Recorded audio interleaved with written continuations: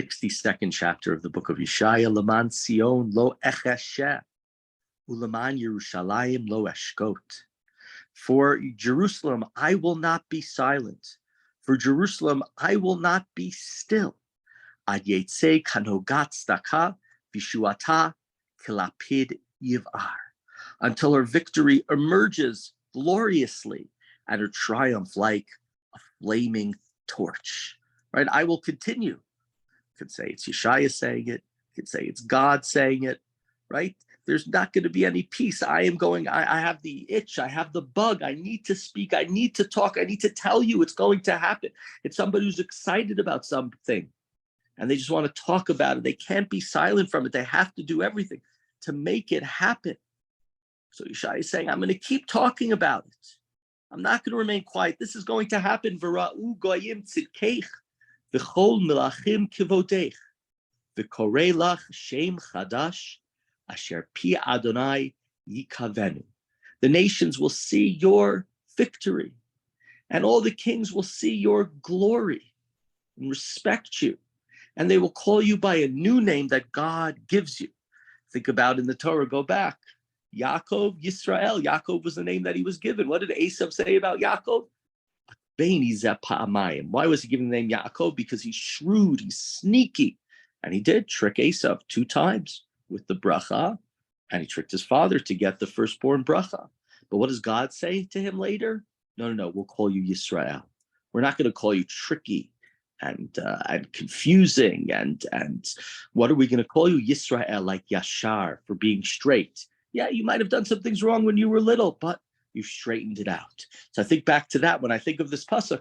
Think back to, right, the name in a sense being changed by God.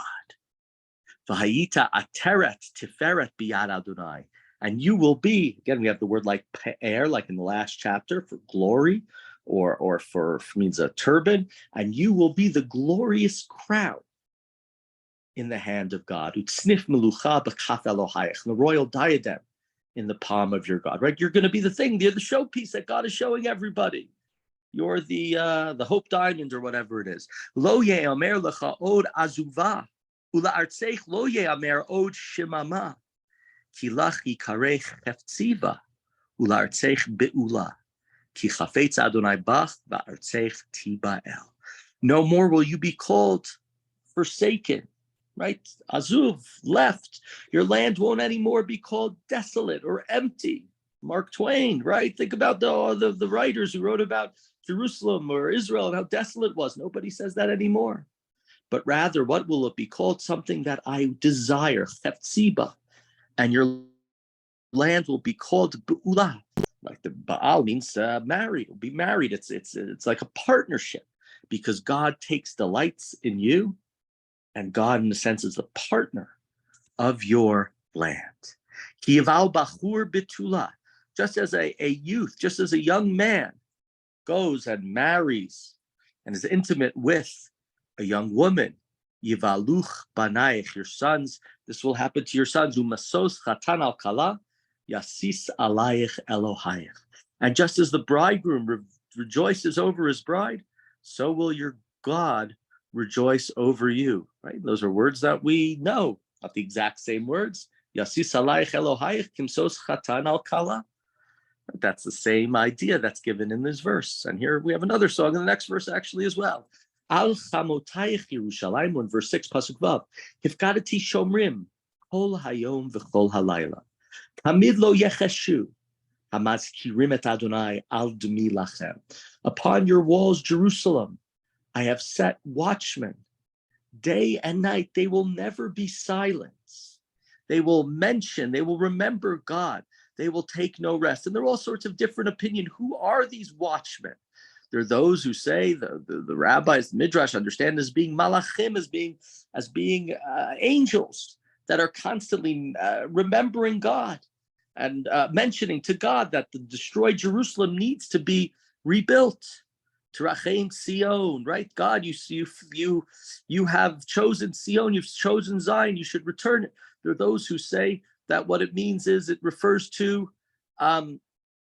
It refers to Torah scholars who will constantly be learning, and so the voice of God will constantly be remembered in Yerushalayim as it is today. And those who refer to people who are praying. But what it's saying is that the walls of Jerusalem will be something that will be constant, and they will be set out, and people will be there, and Jerusalem won't be destroyed. There will always be something. And I think when I think about this verse, I think about we haven't learned that yet, but not too long ago we talked about Eicha. We read Eicha, and it talked about the Chomat Yerushalayim and how they were Avela. The walls of Jerusalem were mourning. They were desolate. They were empty. And so Yeshayah is saying here, and again, it makes more sense if this is a second Yeshayah who's living after the destruction of Jerusalem and knows the book of that Yirmiyahu wrote, the book of Eicha, and is responding in a sense in his language to the book of Eicha. You talked about the walls, about how Choma, about the city is desolate and how the walls are empty and they're not there anymore and they're mourning. No, the walls will be full. They're going to be watchmen there. And your name, God, will always be mentioned. V'al titnu damilo ad yichonein v'ad yasim et Yerushalayim tihila ba'aretz. And God will give no rest until Jerusalem is firmly established and she is well known and praised all over the world. Nishba Adonai bimino v'zroa uzo. God swears by his right hand and through the strength of his left. No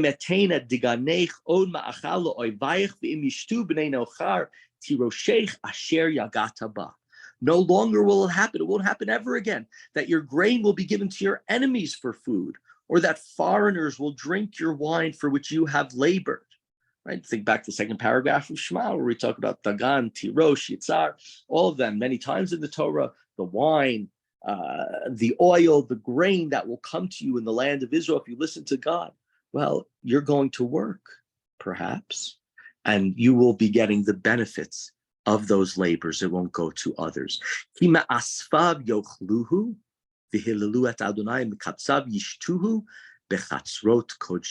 those who harvest it will eat it, and those who give praise to God, they will gather it to drink it in my sacred courts in Jerusalem, right? You'll be bringing korbanot. You'll be bringing sacrifice. You're going to drink it. It's going to be joyous in Yerushalayim. Ivru, ivru, basha'arim panu derech ha'am, solu, solu ha'mesila, saklu mi eben harimu nes al ha'amim.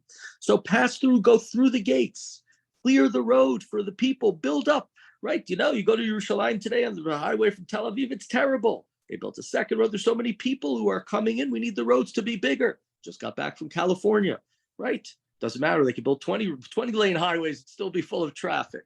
Build up the highways, remove the rock, raise it as a sign for all people. Everybody will come to Jerusalem, will understand that this is where God's glory resides. This is where his people reside. This is where justice is the hallmark of society, where mercy and kindness. Hine Adonai Yishmiya el ktsei haaretz imru levatzion hine yisheich ba hine secharo ito fulato lefanav. Everybody will see, everybody will hear that God has said from one end of the earth to the other that your deliverance is coming, that God has brought his reward, that your reward is in front of him, so you will return. V'karu lahem am kadosh ge'ulei Adonai, and they will be called the holy people that God has redeemed.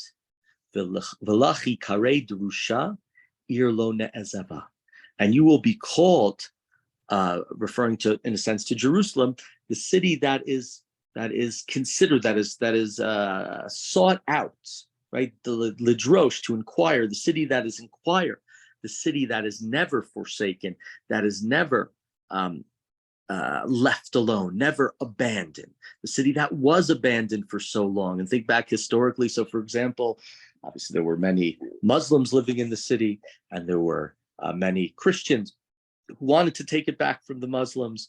But when Nachmanides, the Ramban, in the 13th century comes to Jerusalem, he basically cannot find a minyan there. It's a city that was, from a Jewish spiritual perspective, desolate and empty. And think today that it's just the opposite. It's a city that's full of Jewish life, full of all sorts of types and different understandings of Jewish life, full of Jewish study, full of mitzvot. And that's the hope, is that that's just the start, and it should continue for our people, and all of what Yeshayah mentions here should come speedily in our days.